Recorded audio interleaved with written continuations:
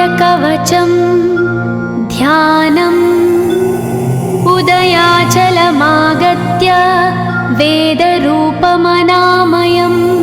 तुष्टावपरया भक्ता वालखिल्यादिभिर्वृतं देवसुरैः सदा वन्द्यं ग्रहैश्च परिवेष्टितं ध्यायन् स्तवन् पठन् नाम यः सूर्यकवचं सदा।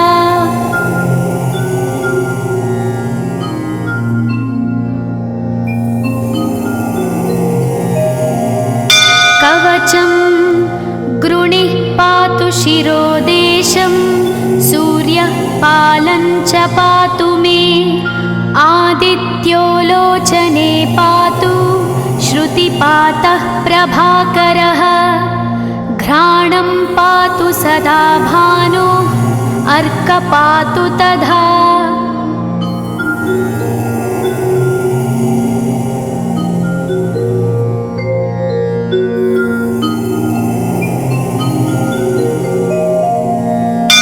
जिह्वं पातु जगन्नाथः कण्ठं पातु विभावसु स्कन्धौ ग्रहपतिः पातु भुजौ पातु प्रभाकरः अहस्करः पातु हस्तौ हृदयं पातु भानुमान्।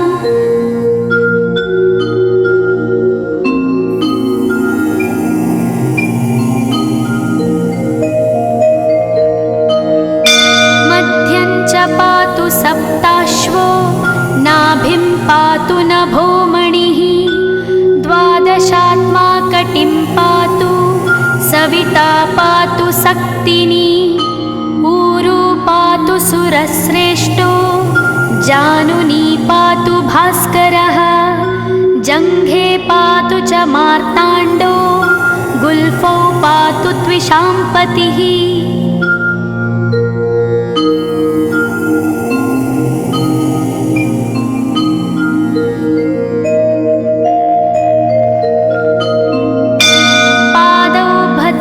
सदा पातु मित्रोऽपि सकलं वपुः वेदत्रयात्मकस्वामिन् नारायण जगत्पते आयतयामं तं कञ्ची द्वेदरूपः प्रभाकरः स्तोत्रेणानेन सन्तुष्टो वालखिल्यादिभिर्वृतः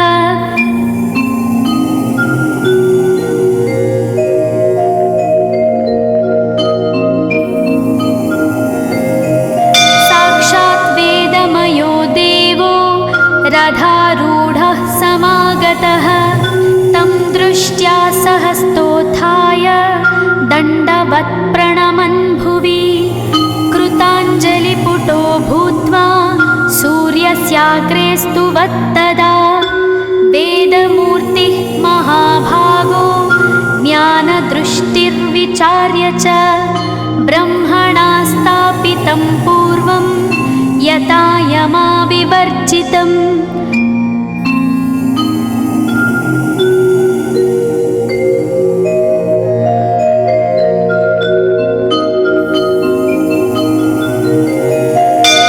सत्त्वप्रधानं शुक्लाख्यं वेदरूपमनामयं शब्दब्रह्ममयं वेदं सत्कर्म ब्रह्मवाचकम् मुनिमध्यापयामास प्रथमं सविता स्वयं तेन प्रथमदत्तेन वेदेन परमेश्वरः यज्ञवल्क्यो मुनिश्रेष्ठः कृतकृत्यो भवत्तदा।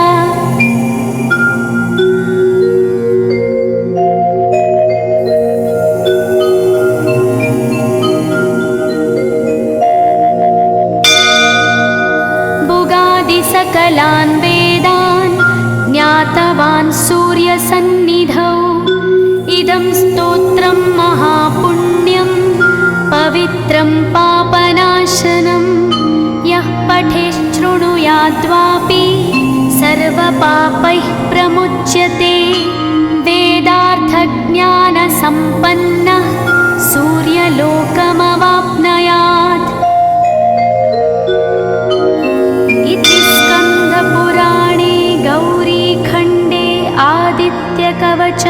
सम्पूर्णम्।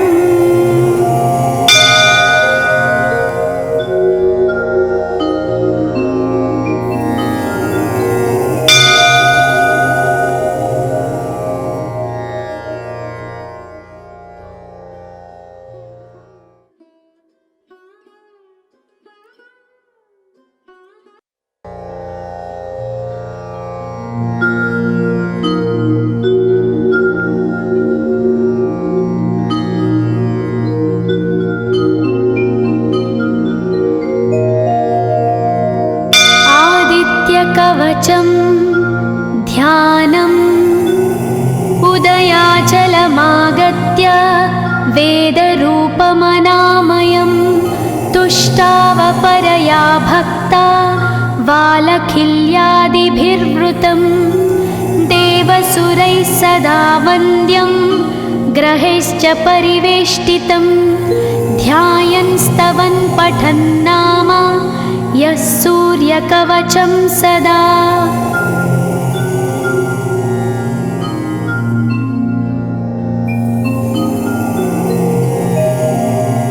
कवचं गृणिः पातु शिरोदेशं सूर्यः पालं च पातु मे आदित्यो लोचने पातु श्रुतिपातः प्रभाकरः घ्राणं पातु सदा भानो अर्क पातु तथा।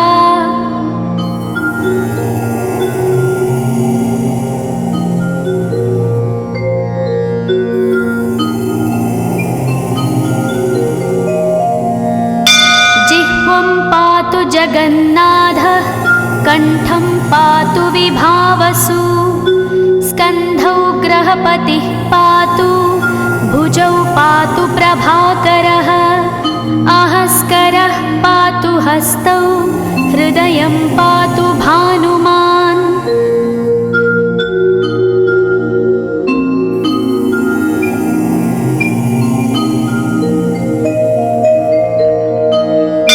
मध्यं च पातु सप्ताश्वो नाभिं पातु नभोमणिः द्वादशात्मा कटिं पातु सविता पातु सक्तिनी ऊरू पातु सुरश्रेष्ठो जानुनी पातु भास्करः जङ्घे पातु च मार्ताण्डो गुल्फौ पातु त्विषाम्पतिः।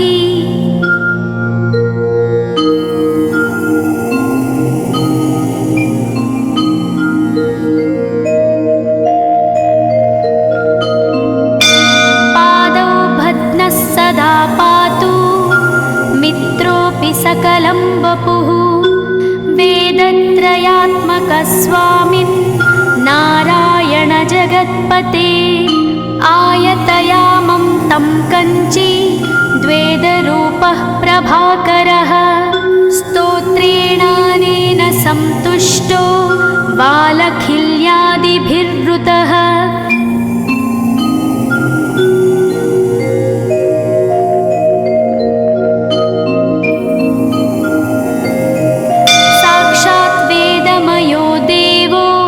रथारूढः समागतः तं दृष्ट्या सहस्तोत्थाय दण्डवत् प्रणमन् भुवि कृताञ्जलिपुटो भूत्वा सूर्यस्याग्रे स्तुवत्तदा वेदमूर्तिः महाभागो ज्ञानदृष्टिर्विचार्य च ब्रह्मणा स्थापितं पूर्वं यथा यमाविवर्जितम्।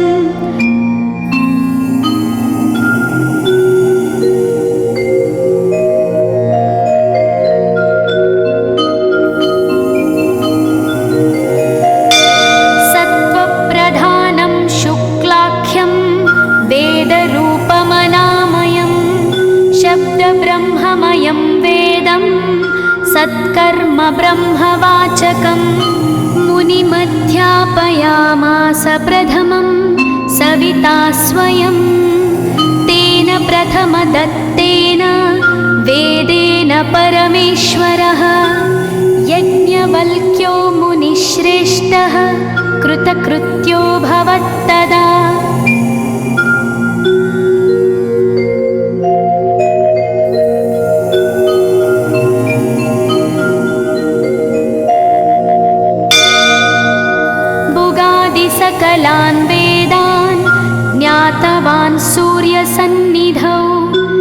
इदं स्तोत्रं महापुण्यं पवित्रं पापनाशनं यः पठेच्छृणुयाद्वापि सर्वपापैः प्रमुच्यते।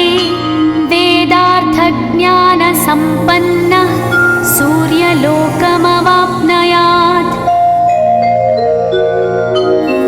इति स्कन्दपुराणे गौरीखण्डे आदित्यकवचं सम्पूर्णम्।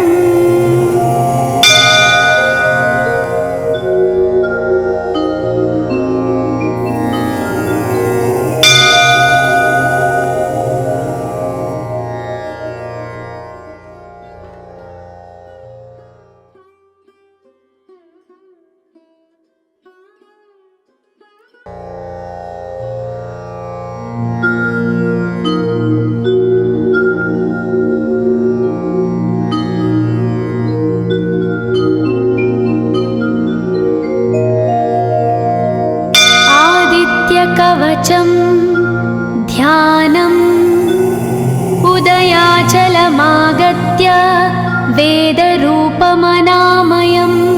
तुष्टावपरया भक्ता वालखिल्यादिभिर्वृतं देवसुरैः सदा वन्द्यं ग्रहैश्च परिवेष्टितं ध्यायन् स्तवन् पठन् नाम यः सूर्यकवचं सदा।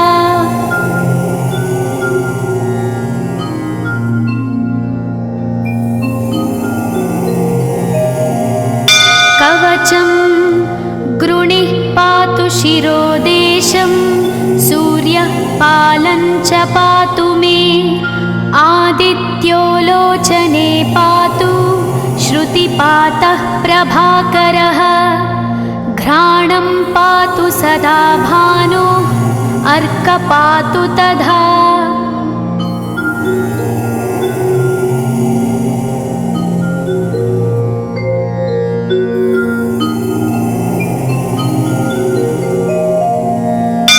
जिह्वं पातु जगन्नाथः कण्ठं पातु विभावसु स्कन्धौ ग्रहपतिः पातु भुजौ पातु प्रभाकरः आहस्करः पातु हस्तौ हृदयं पातु भानुमान्।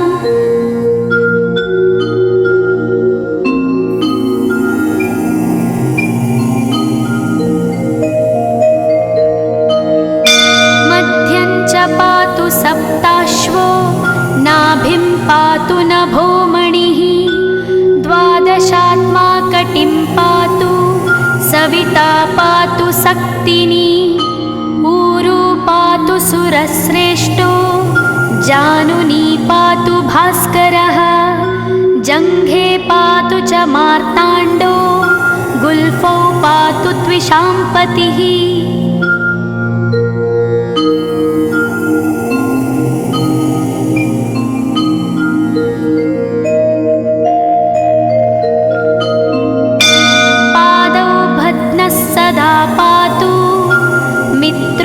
सकलं वपुः वेदत्रयात्मकस्वामिन् नारायण जगत्पते आयतयामं तं कञ्ची द्वेदरूपः प्रभाकरः स्तोत्रेणानेन सन्तुष्टो वालखिल्यादिभिर्वृतः।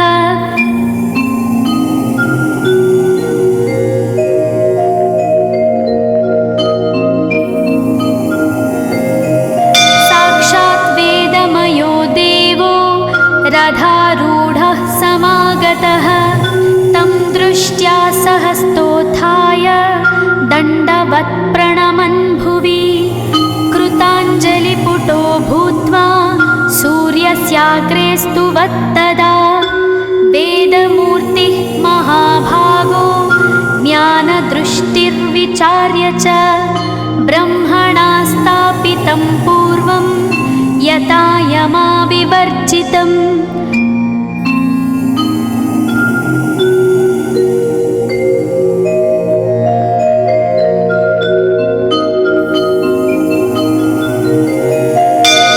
सत्त्वप्रधानं शुक्लाख्यं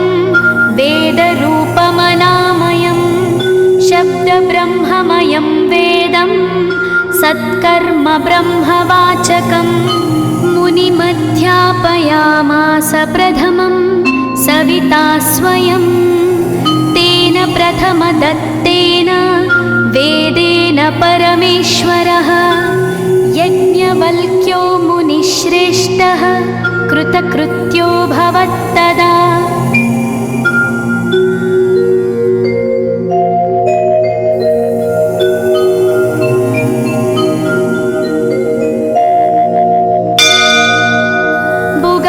सकलान् वेदान् ज्ञातवान् सूर्यसन्निधौ इदं स्तोत्रं महापुण्यं पवित्रं पापनाशनं यः पठेच्छृणुयाद्वापि सर्वपापैः प्रमुच्यते वेदार्थज्ञानसम्पन्नः सूर्यलोकमवाप्नुयात्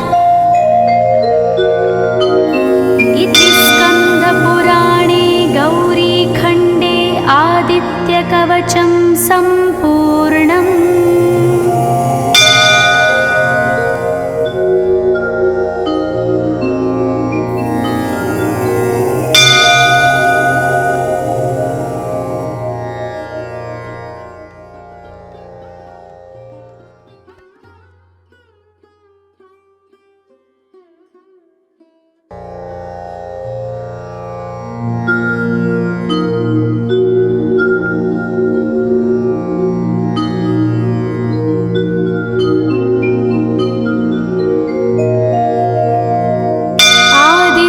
कवचं ध्यानम् उदयाचलमागत्य वेदरूपमनामयं तुष्टावपरया भक्ता वालखिल्यादिभिर्वृतं देवसुरैः सदा वन्द्यं ग्रहैश्च परिवेष्टितं ध्यायन् स्तवन् पठन् नाम यः सूर्यकवचं सदा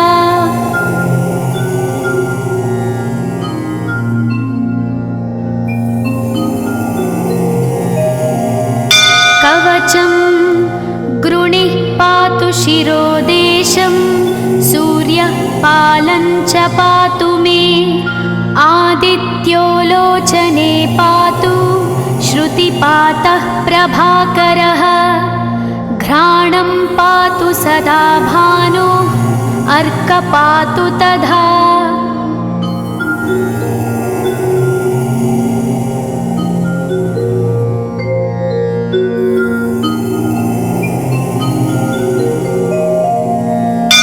जिह्वं पातु जगन्नाथः कण्ठं पातु विभावसु स्कन्धौ ग्रहपतिः पातु भुजौ पातु प्रभाकरः आहस्करः पातु हस्तौ हृदयं पातु भानुमान्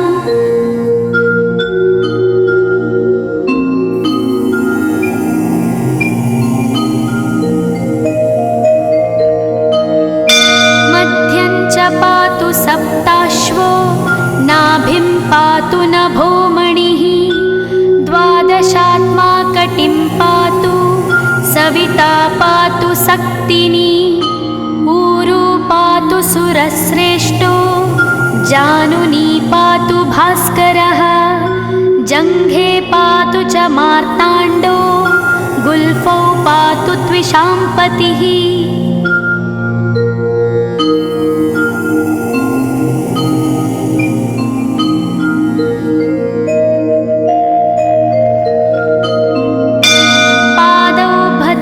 सदा पातु मित्रोऽपि सकलं वपुः वेदत्रयात्मकस्वामिन् नारायण जगत्पते आयतयामं तं कञ्ची द्वेदरूपः प्रभाकरः स्तोत्रेणानेन सन्तुष्टो वालखिल्यादिभिर्वृतः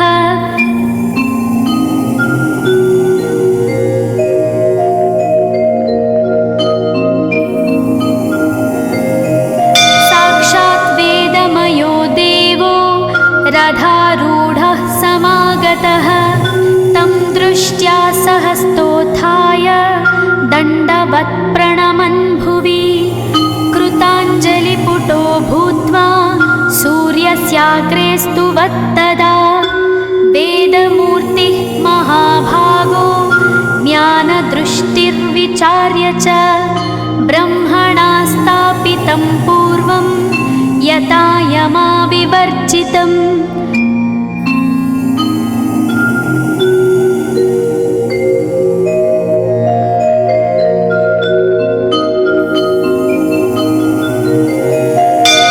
सत्त्वप्रधानं शुक्लाख्यं वेदरूपमनामयं शब्दब्रह्ममयं वेदं सत्कर्म ब्रह्मवाचकं मुनिमध्यापयामास प्रथमं सविता स्वयं तेन प्रथमदत्तेन वेदेन परमेश्वरः यज्ञवल्क्यो मुनिश्रेष्ठः कृतकृत्यो भवत्तदा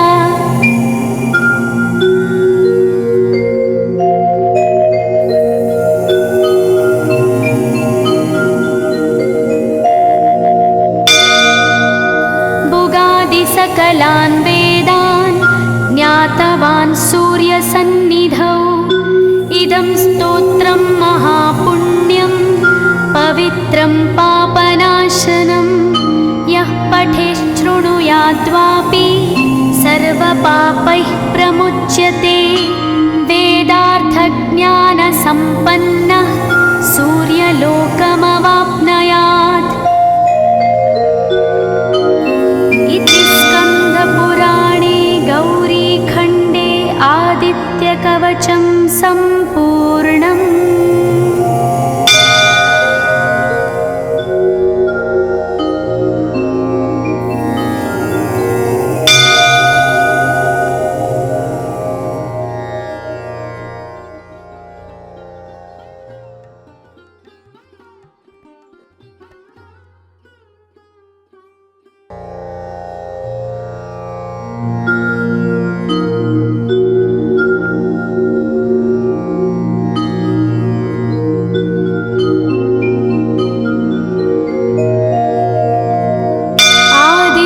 कवचं ध्यानम् उदयाचलमागत्य वेदरूपमनामयं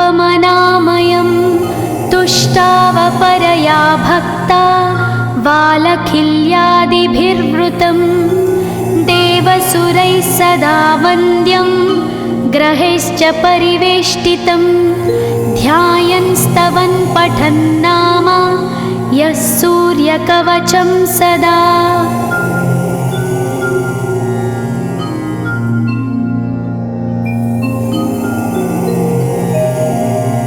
कवचं गृणिः पातु शिरोदेशं सूर्यः पालं च पातु मे आदित्यो लोचने पातु श्रुतिपातः प्रभाकरः घ्राणं पातु सदा भानो अर्क पातु तथा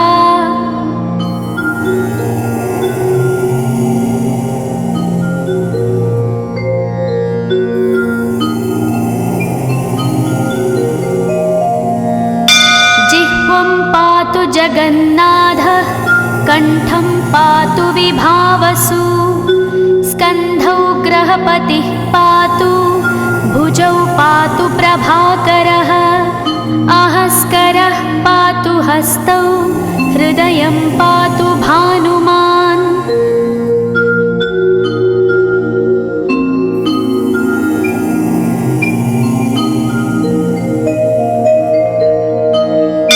मध्यं च पातु सप्ताश्वो नाभिं पातु नभोमणिः द्वादशात्मा कटिं पातु सविता पातु सक्तिनी ऊरू पातु सुरश्रेष्ठो जानुनी पातु भास्करः जङ्घे पातु च मार्ताण्डो गुल्फौ पातु त्विषाम्पतिः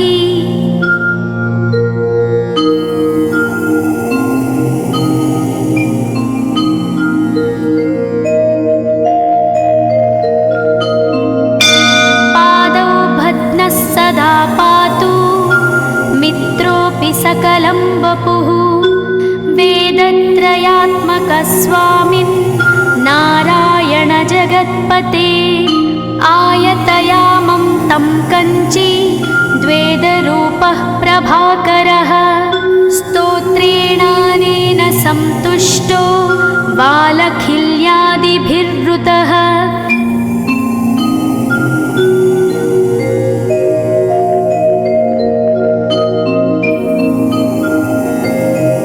साक्षात् वेदमयो देवो रथारूढः समागतः तं दृष्ट्या सहस्तोत्थाय दण्डवत् प्रणमन् भुवि कृताञ्जलिपुटो भूत्वा सूर्यस्याग्रे स्तुवत्तदा वेदमूर्तिः महाभागो ज्ञानदृष्टिर्विचार्य च ब्रह्मणा स्थापितं पूर्वं यथा यमाविवर्जितम्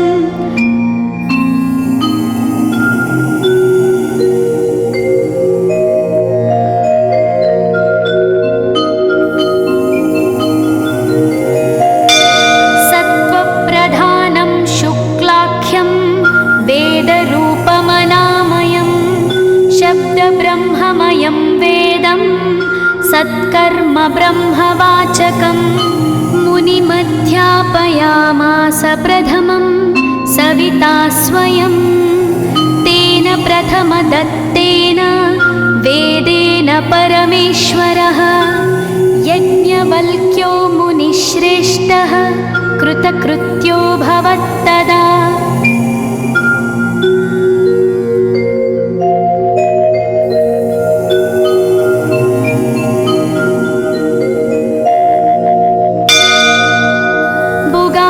सकलान् वेदान् ज्ञातवान् सूर्यसन्निधौ इदं स्तोत्रं महापुण्यं पवित्रं पापनाशनं यः पठेच्छृणुयाद्वापि सर्वपापैः प्रमुच्यते वेदार्थज्ञानसम्पन्नः सूर्यलोकमवाप्नुयात् इति स्कन्दपुराणे गौरीखण्डे आदित्यकवचं सम्पूर्णम्।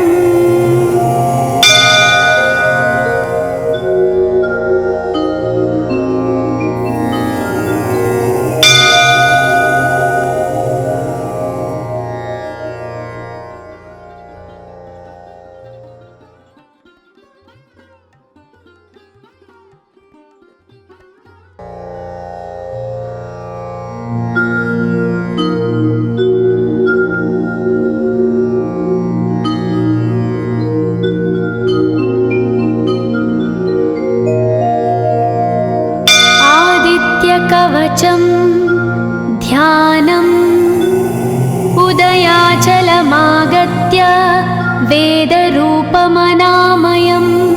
तुष्टावपरया भक्ता वालखिल्यादिभिर्वृतं देवसुरैः सदा वन्द्यं ग्रहैश्च परिवेष्टितं ध्यायन् स्तवन् पठन् नाम यः सूर्यकवचं सदा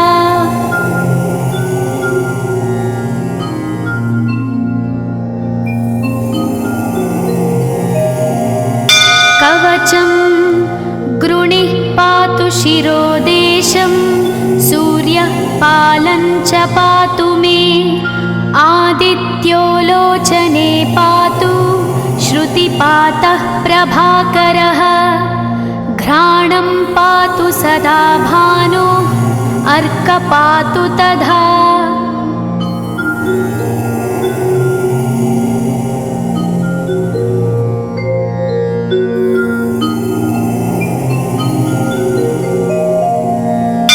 जिह्वं पातु जगन्नाथः कण्ठं पातु विभावसु स्कन्धौ ग्रहपतिः पातु भुजौ पातु प्रभाकरः आहस्करः पातु हस्तौ हृदयं पातु भानुमान्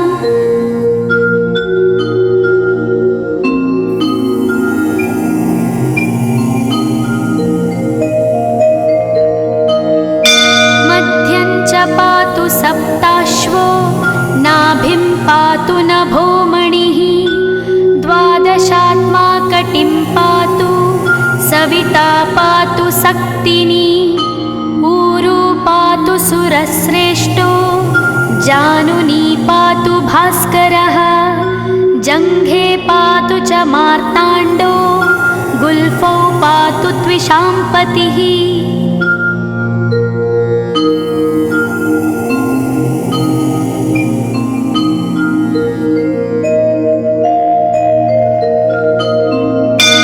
पादौ भद्नः सदा पातु मित्रोऽपि सकलं वपुः वेदत्रयात्मकस्वामिन् नारायण जगत्पते आयतयामं तं कञ्ची द्वेदरूपः प्रभाकरः स्तोत्रेणानेन सन्तुष्टो वालखिल्यादिभिर्वृतः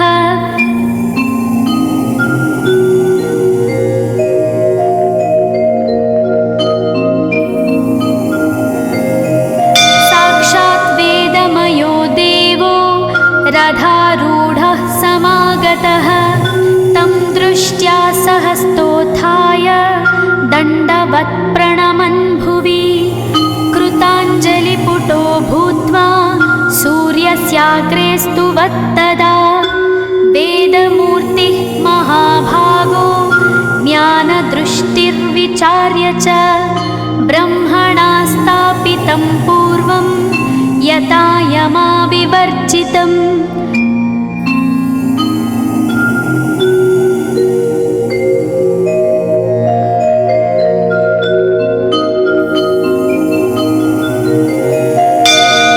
सत्त्वप्रधानं शुक्लाख्यं वेदरूपमनामयं शब्दब्रह्ममयं वेदं सत्कर्म ब्रह्मवाचकं मुनिमध्यापयामास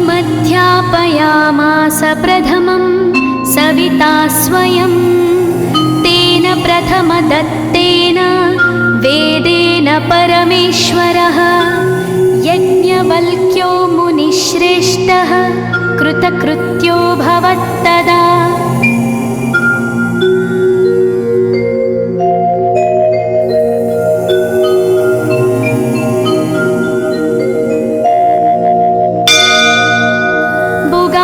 सकलान् वेदान् ज्ञातवान् सूर्यसन्निधौ इदं स्तोत्रं महापुण्यं पवित्रं पापनाशनं यः पठेच्छृणुयाद्वापि सर्वपापैः प्रमुच्यते वेदार्थज्ञानसम्पन्नः सूर्यलोकमवाप्नुयात्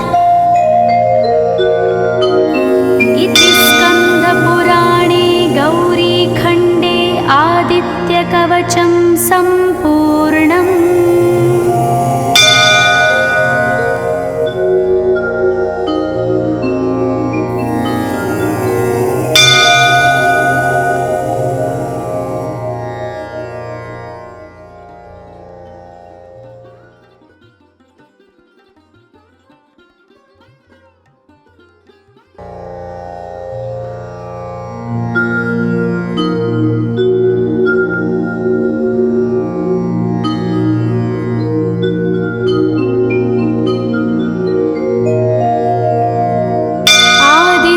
कवचं ध्यानम् उदयाचलमागत्य वेदरूपमनामयं तुष्टावपरया भक्ता वालखिल्यादिभिर्वृतं देवसुरैः सदा वन्द्यं ग्रहैश्च परिवेष्टितं ध्यायन् स्तवन् पठन् नाम यः सूर्यकवचं सदा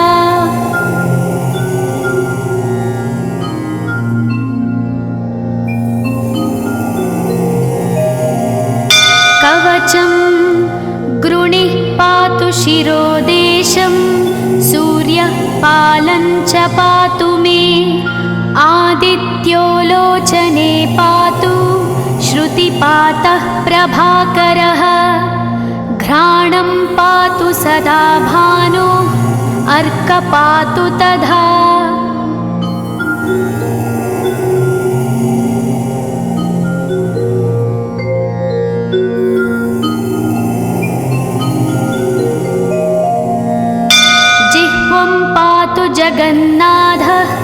कण्ठं पातु विभावसु, स्कन्धौ ग्रहपतिः पातु, भुजौ पातु प्रभाकरः, अहस्करः पातु हस्तौ, हृदयं पातु भानुमान्।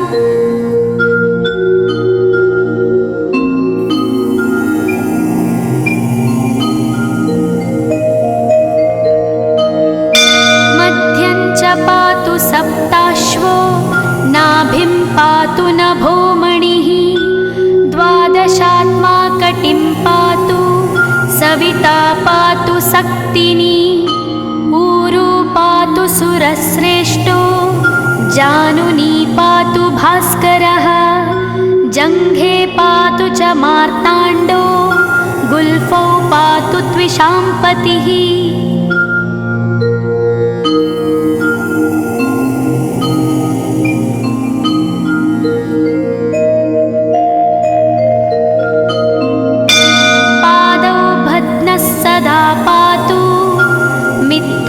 सकलं वपुः, वेदत्रयात्मकस्वामिन् नारायण जगत्पते, आयतयामं तं कञ्ची द्वेदरूपः प्रभाकरः, स्तोत्रेणानेन सन्तुष्टो वालखिल्यादिभिर्वृतः।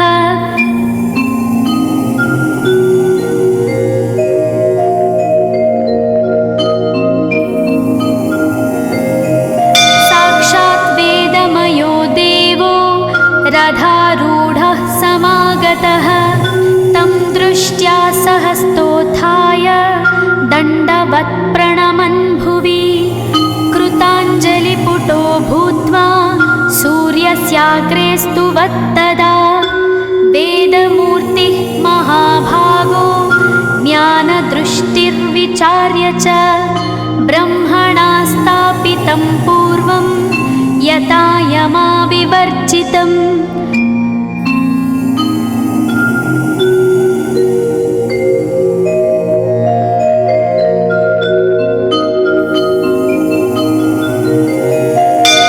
सत्त्वप्रधानं शुक्लाख्यं वेदरूपमनामयं,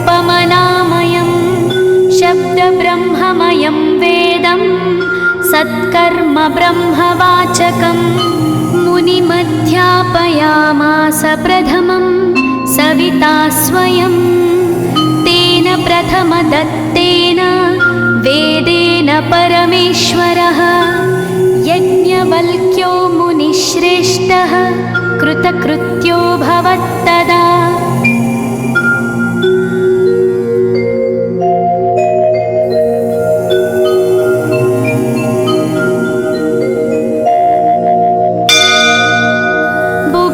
सकलान् वेदान् ज्ञातवान् सूर्यसन्निधौ, इदं स्तोत्रं महापुण्यं पवित्रं पापनाशनं, यः पठेच्छृणुयाद्वापि सर्वपापैः प्रमुच्यते, वेदार्थज्ञानसम्पन्नः सूर्यलोकमवाप्नुयात्। पुराणे गौरीखण्डे आदित्यकवचं सम्पूर्णम्।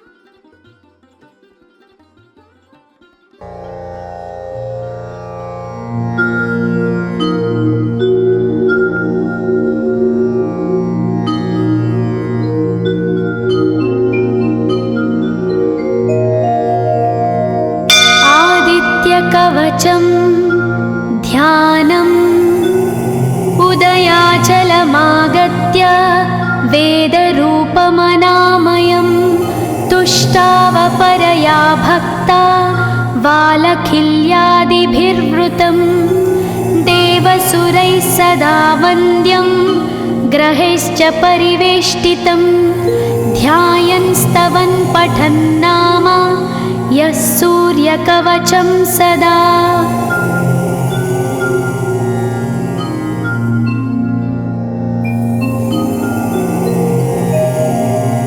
कवचं गृणिः पातु शिरोदेशं, सूर्यः पालं च पातु मे, आदित्यो लोचने पातु, श्रुतिपातः प्रभाकरः, घ्राणं पातु सदा भानो, अर्क पातु तथा।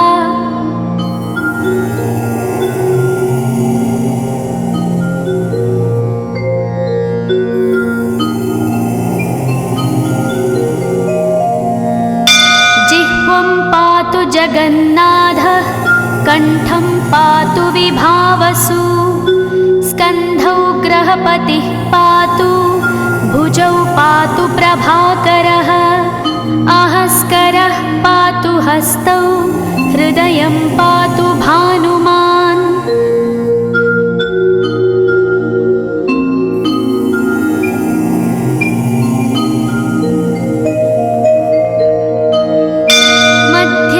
पातु सप्ताश्वो, नाभिं पातु नभोमणिः, द्वादशात्मा कटिं पातु, सविता पातु सक्तिनी, ऊरू पातु सुरश्रेष्ठो, जानुनी पातु भास्करः, जङ्घे पातु च मार्ताण्डो, गुल्फौ पातु त्विषाम्पतिः।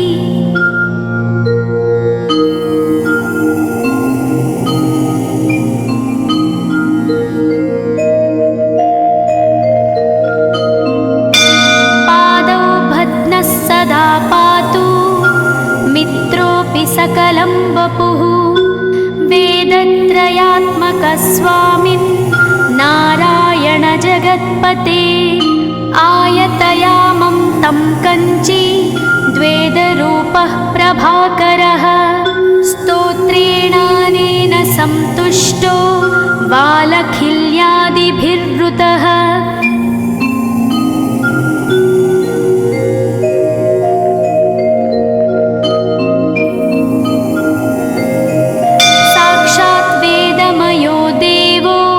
रथारूढः समागतः, तं दृष्ट्या सहस्तोत्थाय, दण्डवत् प्रणमन् भुवि, कृताञ्जलिपुटो भूत्वा, सूर्यस्याग्रे स्तुवत्तदा, वेदमूर्तिः महाभागो, ज्ञानदृष्टिर्विचार्य च, ब्रह्मणा स्थापितं पूर्वं, यथा यमाविवर्जितम्।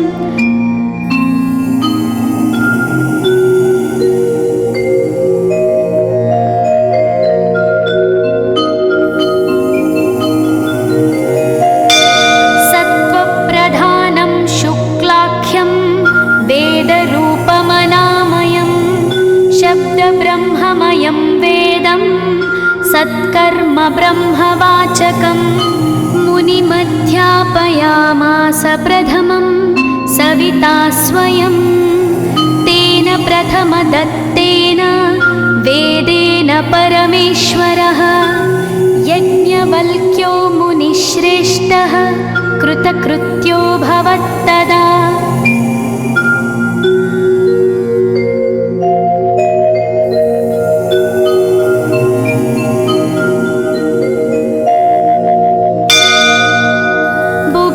सकलान् वेदान् ज्ञातवान् सूर्यसन्निधौ, इदं स्तोत्रं महापुण्यं, पवित्रं पापनाशनं, यः पठेच्छृणुयाद्वापि, सर्वपापैः प्रमुच्यते, वेदार्थज्ञानसम्पन्नः, सूर्यलोकमवाप्नुयात्। इति स्कन्दपुराणे गौरीखण्डे आदित्यकवचं सम्पूर्णम्।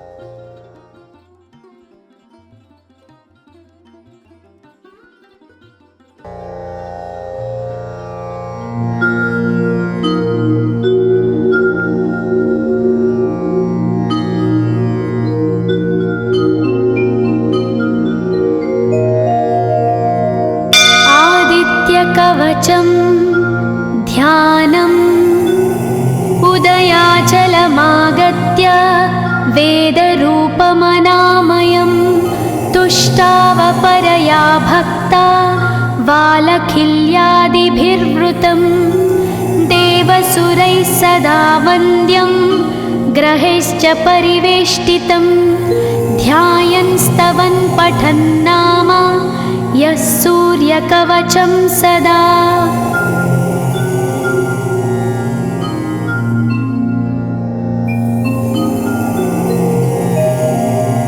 कवचं गृणिः पातु शिरोदेशं सूर्यः पालं च पातु मे आदित्यो लोचने पातु श्रुतिपातः प्रभाकरः घ्राणं पातु सदा भानो अर्कपातु तथा।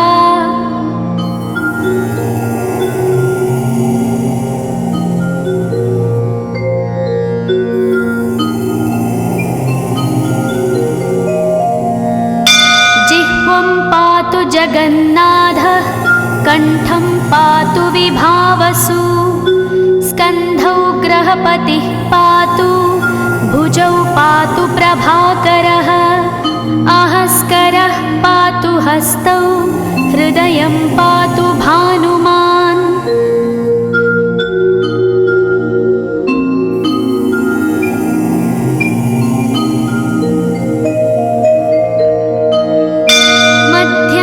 पातु सप्ताश्वो नाभिं पातु नभोमणिः द्वादशात्मा कटिं पातु सविता पातु सक्तिनी ऊरू पातु सुरश्रेष्ठो जानुनी पातु भास्करः जङ्घे पातु च मार्ताण्डो गुल्फौ पातु त्विषाम्पतिः।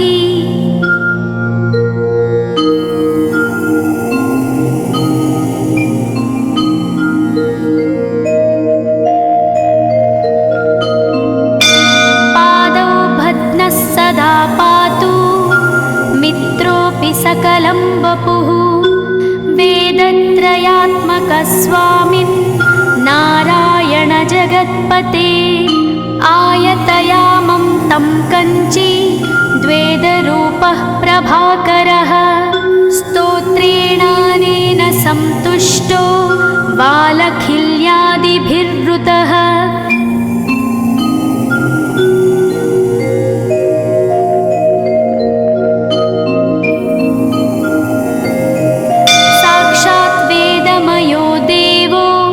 रथारूढः समागतः तं दृष्ट्या सहस्तोत्थाय दण्डवत् प्रणमन् भुवि कृताञ्जलिपुटो भूत्वा सूर्यस्याग्रे स्तुवत्तदा वेदमूर्तिः महाभागो ज्ञानदृष्टिर्विचार्य च ब्रह्मणा स्थापितं पूर्वं यथा यमाविवर्जितम्।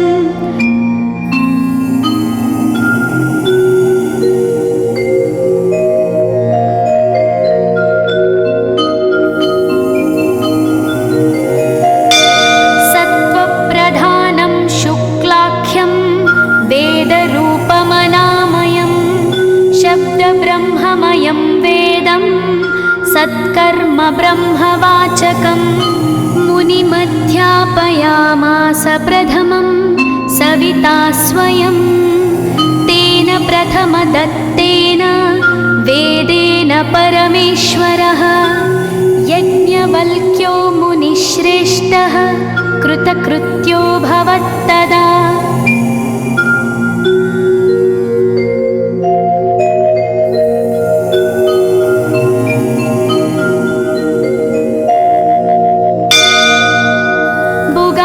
सकलान् वेदान् ज्ञातवान् सूर्यसन्निधौ इदं स्तोत्रं महापुण्यं पवित्रं पापनाशनं यः पठेच्छृणुयाद्वापि सर्वपापैः प्रमुच्यते वेदार्थज्ञानसम्पन्नः सूर्यलोकमवाप्नुयात्।